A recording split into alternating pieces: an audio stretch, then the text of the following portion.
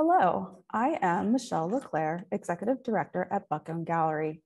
Today, I am joined by Matthew Owen Wead, whose exhibition, Hypertension, is on view through October 2nd. Additionally, his work may be viewed online on our website at buckhamgallery.org. First, I would like to say thank you to the individuals and organizations who support Buckham Gallery, including the Charles Stewart Mott Foundation, the Michigan Council for Arts and Cultural Affairs, and the National Endowment for the Arts, the Greater Flint Arts Council, Share Art Genesee Grant Program, made possible by the Genesee County Arts, Education, and Cultural Enrichment Funds, your tax dollars at work. An introduction, Matthew Owen Wead received a BFA from Morehouse College and an MFA from the University of Maryland with a focus on printmaking, sculpture, and photography. His work is included in collections around the world, including the David C. Driskell Center, Flint Institute of the Arts, Spelman College, and the Artist Collection. Wead currently resides and works in Chicago. Using adversity as a center point, Wead's work explores subject matter involving identity, personal narratives, critical history, memory, language, and tradition. This body of work is centered on the emotional physical toll that 2020 took on the BIPOC community, particularly Black people, highlighting key points such as the shooting deaths, Juneteenth, churches burning, the riots, and the taking down of monuments. With a background in printmaking, Wead's practice draws on the history of the art form and techniques to create works that investigate the ideas of resilience and form, subject matter, and materiality. Welcome, Matthew. Thank you for having me. Yeah, it's so good to meet with you here this morning. I would like to start by asking you about the title for your show, Hypertension. What brought you to this title? Basically, just the events of 2020 it was so much things going on that people around me and myself included were just tired, right? It was so much going on, and everything was tense. Anytime we walked to any place or talked about anything, we were just tired. It reminded me of, Black people suffer from this hypertension, that causes death. And so I like my titles play with words and like have this kind of tongue-in-cheek humor to it. So I just thought that having this idea of hyper, a lot of things going on with tension, plays into both of that, and also speaking to Black people's experiences just in death and life. So I just wanted to play with that concept and idea. And I just thought it worked to describe all of 2020 for everybody included. Yeah, it has definitely been an on-edge time. It's been so surreal with everything kind of being slowed down with the pandemic time when we were shut up in our houses, but then the need to respond to when so much else was blowing up, right? Including the shooting deaths and that. Yeah, and just even COVID, just everything, everything was coming in every time, every day. It was just, we were just exhausted as a whole, as people. So it wasn't just Black people, but just in general, we were just tired of everything. We needed a break, pretty much. Yeah, fatigue, definitely. Yeah. Yeah, well, thank you for sharing that. So Matthew, I was first introduced to your work, but through exhibitions that you had at the Flint Institute of Arts, the Shooting Targets and Black Matters, I think 2010, 2020 respectively, or thereabouts. And these were woodcuts, I believe, and yes, prints that you had done at the time. So I want to brought up these prints that you have in the exhibition that are relief prints, but a bleach process. Could you tell us first about the process of these? Yeah, so these are lino cuts that I cut out as a big, I think they're 22 by 30 or around that. So pretty large cuts. And it's actually the normal process of printmaking where you print it, but instead of white paper, I printed on black Reeves paper. Mm-hmm. And some ink that's able to resist a little bit of water, which, oil-based or anything like that can resist it. And then I put some just homemade Clorox, Walgreens bought, store-bought Clorox, sprayed it with a spray bottle. You can use anything really. You douse it in water, you use Clorox spray wherever you want the image to show, and it reveals itself over time of process. And it can spread throughout the whole piece. That's where the ink isn't. So it's kind of like a negative process. Yeah. So the bleach comes out wherever the print isn't. And then you can play with it with paintbrush or anything you want to. You just have to have the right materials and gloves, obviously, because you have to use some peroxide to stop the process. So it's peroxide that stops the bleaching once you're ready to stop it. So just use gloves and a washout booth. But it's pretty simple. You could do it at home.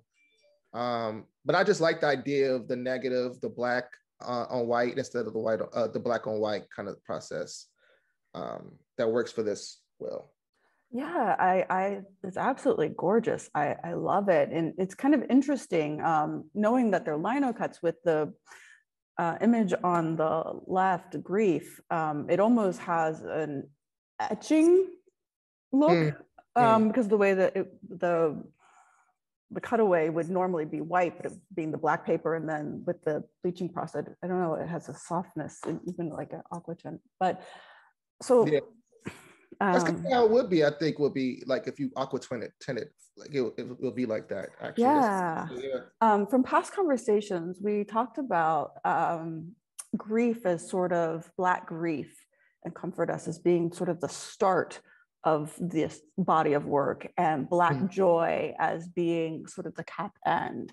Can you talk about now the subject matter and themes here?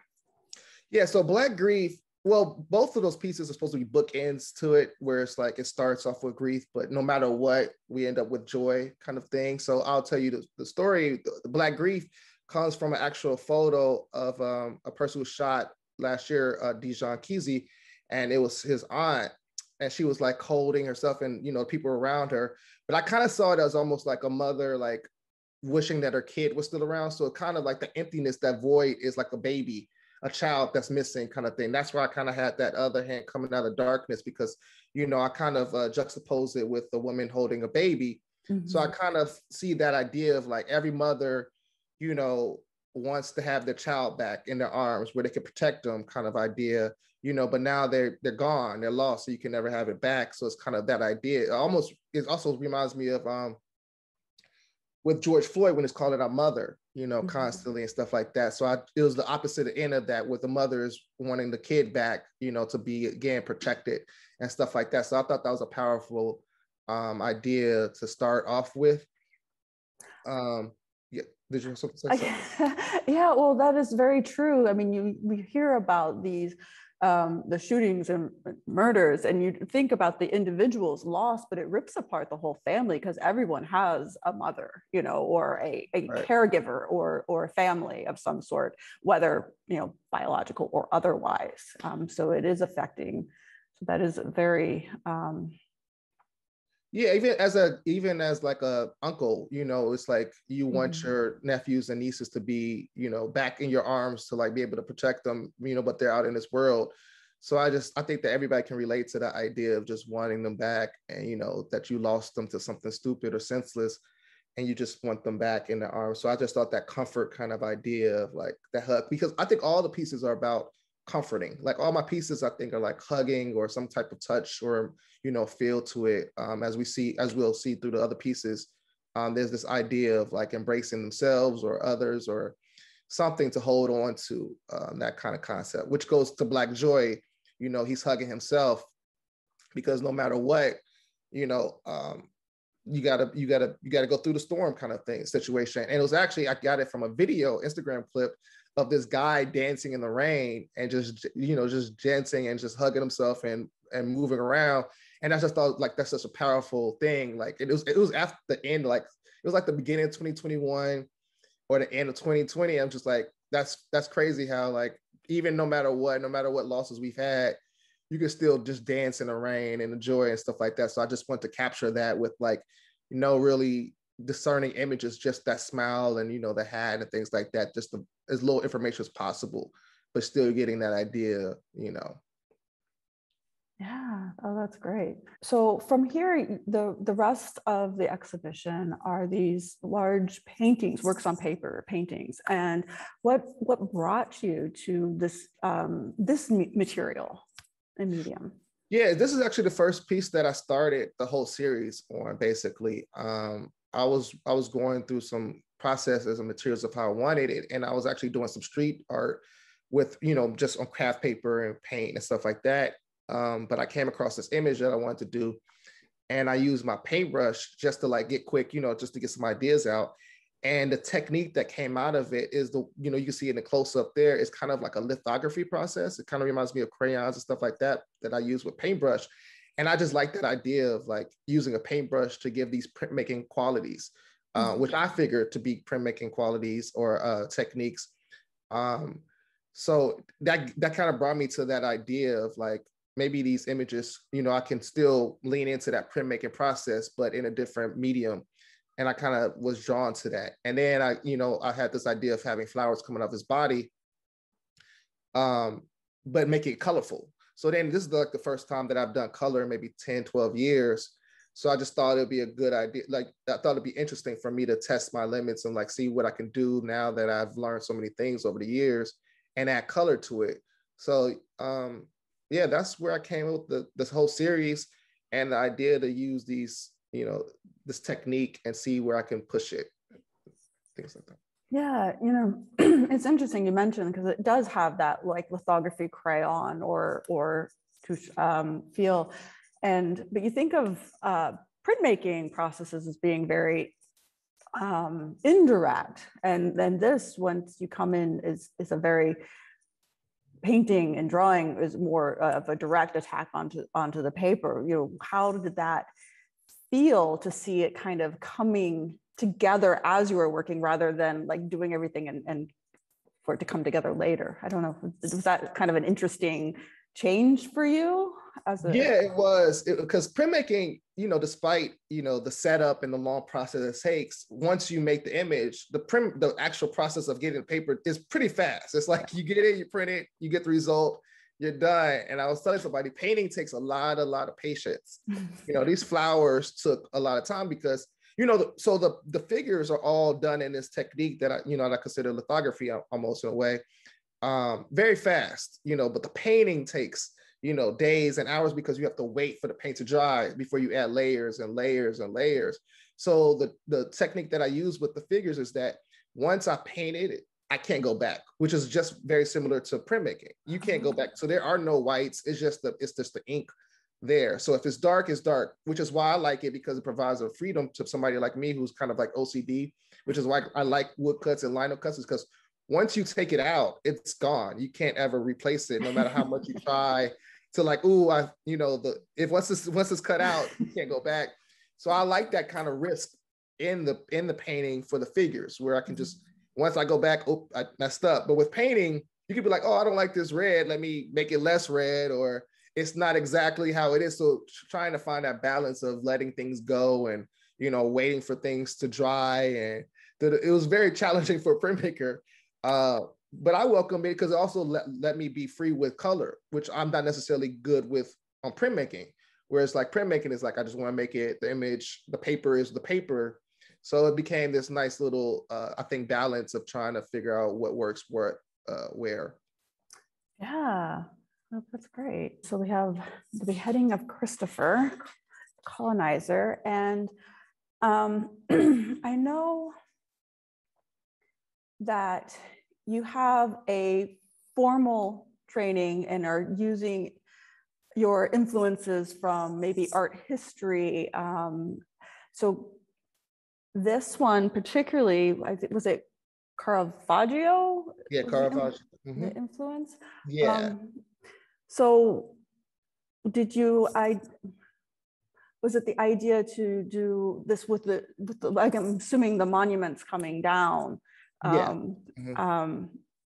So I had the idea of the monuments coming down, or I kind of wanted to talk about it, but I didn't know exactly how I wanted to talk about it. And this image came across me, and I just thought that it reminded me of the beheading of David and Goliath, where, you know, he held, yeah, exactly. So this, you know, this kind of darkness and just holding it up and was triumphant. So I thought it kind of very similar to the ideas that we're going through now, where we have these people rioting against these statues, and, you know, and triumphantly taking down these giants of American history, or what we could see to be American history. So I thought it was a nice juxtaposition. It was kind of like a happy accident per se. And so I kind of try to lead into that idea of making these darks in the background. You know, there's kind of like smoke coming out of the background to allude to the riots and things that are happening behind her, but it doesn't really matter because she has the head of the, you know, one of the biggest giants of America, which is Christopher Columbus.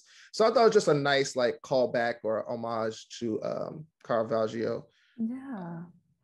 And I love the strength of her figure. I mean, she is a strong individual there, holding that up.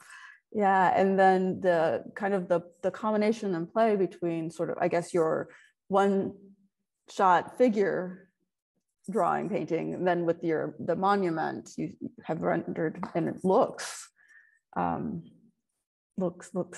stone. Yeah, it took me a while. That was the thing again. Yeah, just figuring the balance of it all, and I think it's a nice juxtaposition of it. You know, of these colors and, you know, mixing with the figures as well. Yeah. Yeah, definitely. This piece has to deal with Juneteenth, and kind of the idea of head in the sand kind of thing, because it's a very tricky subject for Black people or African Americans with Juneteenth. There's a, you know, not a debate or anything like that. It's just a tricky slope of necessarily acknowledging Juneteenth from everybody else, but also, you know, everything else that wasn't acknowledged. So like, you know, we joked about like how they got rid of Aunt Jemima and the oatmeal guy and all this stuff. And it's like, but you're not addressing the real issues that's going on in the Black community. Like, you getting rid of cops, but okay, thank you for that. But we didn't really care about that, you know what I'm saying? So it's almost like this Pyrrhic victories where, you know, we got our Juneteenth celebration, but also there's no policies being enacted. So again, it's going back to that tongue-in-cheek kind of ideas. Like, I don't want to necessarily, you know, crap on the idea that yes, Juneteenth is a national holiday, a federal holiday, but also, you know, you keeping our head in the sand of like, all right, now we can go back to normal. Like, we got rid of, you know, these things that don't really matter, you know, but what about the other issues that's going on? So even the colors like watermelon, it's going to these stereotypes that we have, you know, the Juneteenth flag is the birthday cake. You know, it's very simple and not necessarily as complex as it could be, but I didn't really necessarily want to go to that, but it has allusions to the Juneteenth idea, and that's kind of the idea behind it. Yeah, that's kind of interesting to think that when they get rid of something like the Aunt Jemima figure, they can go back and make Juneteenth a federal holiday, pat themselves on the back, but we do still have real problems with education and safety and water. Yeah, I mean, even the prison system, it was funny. Somebody mentioned how like Juneteenth, we celebrated federal holiday, but there were people who are locked up that couldn't get to jail because there's a federal holiday, which is Juneteenth. So it becomes this kind of, you know, it's kind of like this kind of, not irony, but just funny thing of just like, we're celebrating liberation of Black people, but they're incarcerated because they can't go to trial to get liberated. So it's a very complicated matter. So, you know, I thought to just address that in this simplistic way, but, you know, not necessarily, again, not crapping on the idea that we're celebrating Juneteenth because people need to know about it, but also like the work is not done kind of thing. Like, you know. Yeah. Well, I'm glad to hear and learn that about this piece. As you know, I approached it and I see a child or teenager's head down. I, you know, was afraid it was something else, loss of a child or something. So, yeah. But it's also like when, you know, you celebrate, because it's a happy celebration in a way, because, you know, people put their head down in the cake as like happy kind of thing, you know, people do as a tradition. I've never done it, but I've seen people do it where it's like cake in the head. Like, so it's not necessarily a sad thing, so it's not supposed to be it, but I guess you can see it as that because of what I'm talking about. But that's kind of, again, the humor that I kind of have, the gallows humor that I have in my work, is where it's like, I've seen people do it as a happy thing, but, you know, you ruin the cake. So We're gonna Right. get it now. So, That's a double edge. yeah, double edge. Yep, exactly. Here we have this embrace of two individuals, nothing left. And you're telling me about this piece. I've noticed your titles include these parentheses sections, and you're kind of talking about, but will you talk about the reason for the sort of double title or addendum to the title? Yeah, I think that there's one piece that I have that we'll see meditate that talks about that I got that talk about remember us, and I was going to have it on a shirt, but I thought maybe if I then I started thinking about the other pieces where it's like it's about us versus them kind of thing, and that doesn't necessarily mean Black people versus white people or anything like that. It's just us versus them, those who, are going through these things. It could be the haves versus the have-nots in a way, not necessarily about race, because again, that's why I kind of like the figures and the way that I rendered them, because it's not necessarily you can see them as Black. Of course, their hairstyle or things about them can look Black or Mexican or any other race, but it's about the emotions. Like that's what my work is trying to evoke, is the emotions behind the figures rather than the race of the figures.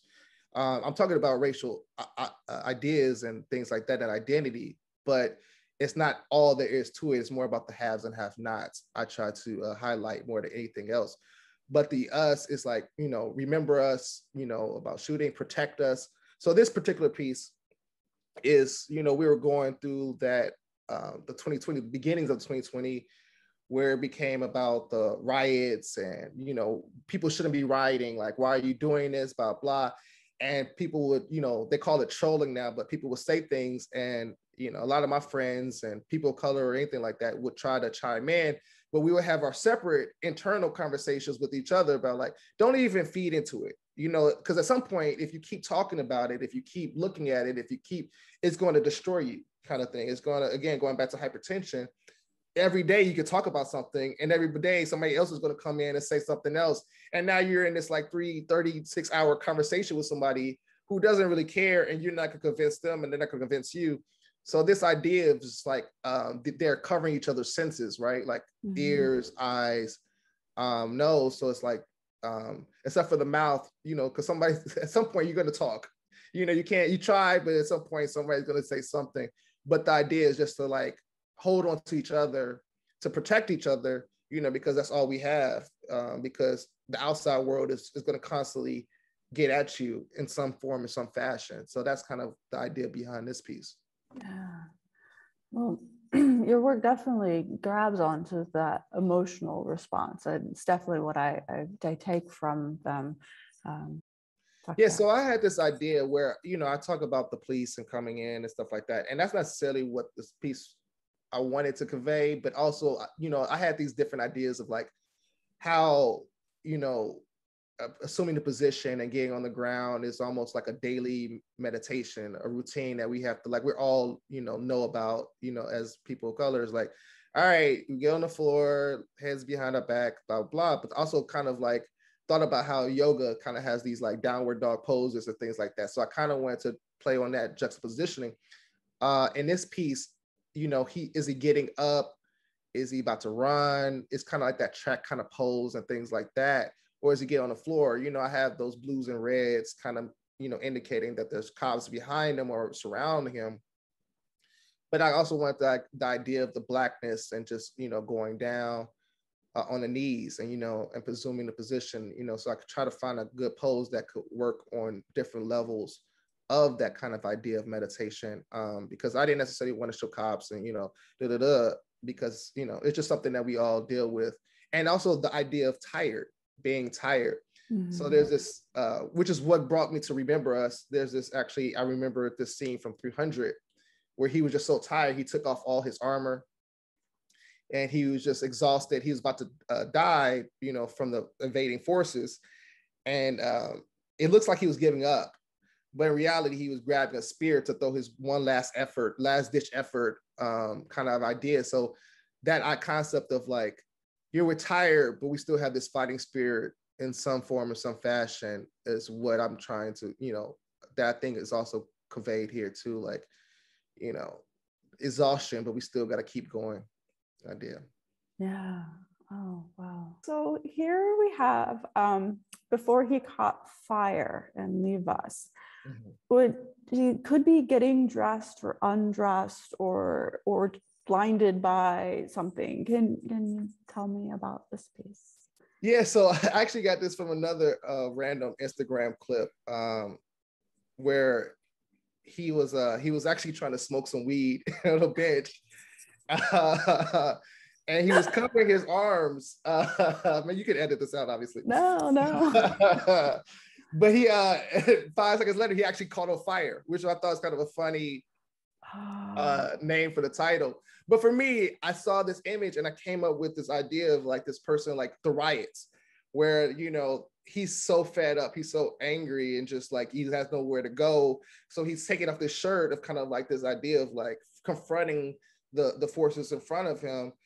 So it's in the process of taking off his shirt, but also blinded. You know, you're blinded by anger, this idea, and his fiery background. You know, there's just involving him, engulfing him. So I just thought it was kind of like, you know, it's funny, but also a real serious thing. I've seen people take off shirts just out of anger and just, you know, they can't contain themselves. And that's what, you know, again, going back to before it caught on fire, just not containing yourself and just exploding. I thought that was a kind of nice concept of dealing with the riots. Like all these are trying to encapsulate so many broad ideas into one image. Where, you know, 2020 was a heavy year. So I'm trying to, in these 9 pieces, try to encapsulate these feelings and these ideas in one or a couple pieces. Yeah, you know, it's really such a great body of work, because even without knowing what the specific spark for you was, you still are getting the sense of, you know, emotion or tension or grief that is happening, you know, during this time. So it's incredible, successful as works of art. Yeah. So we have one more piece to talk about. The No Sanctuary, Save Us. And looks like exhaustion and grief. Yeah, I got this from an image as well.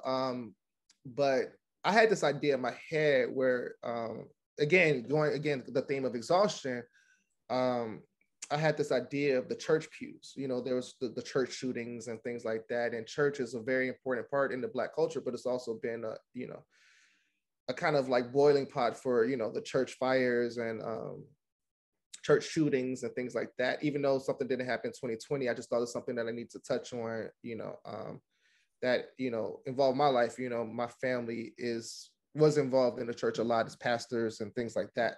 So anyway, yeah, so this idea is basically, it says no sanctuary because, you know, again, it's supposed to be a sanctuary, safe haven for people to come through, but it hasn't been in a lot of cases.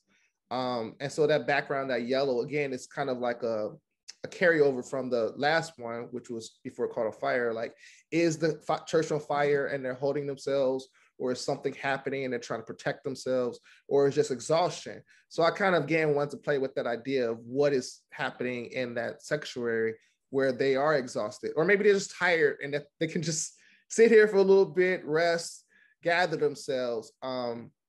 And even so, I kind of like did some Easter eggs, like in the watch, it's, you know, the date of the Dylann Roof shooting, and the girl or the person laying down has the number 4, which is alluding to the 4 girls who burned. It's just, yeah, it's just the idea of, you know, these things that happen in the church that necessarily should not happen.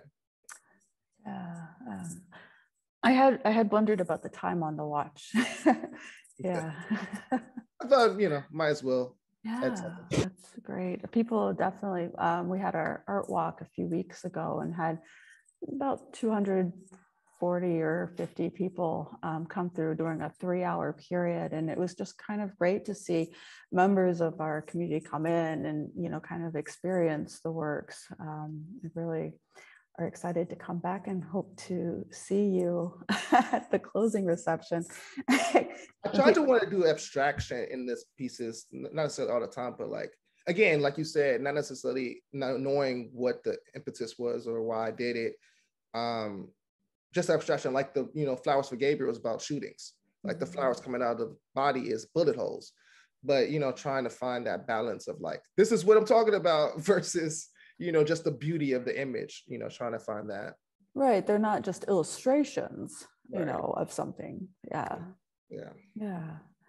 So you've mentioned with the printmaking, it's largely, black and white, and this was sort of a branch into color. But I know you've done works before the prints. Have you used color this boldly before?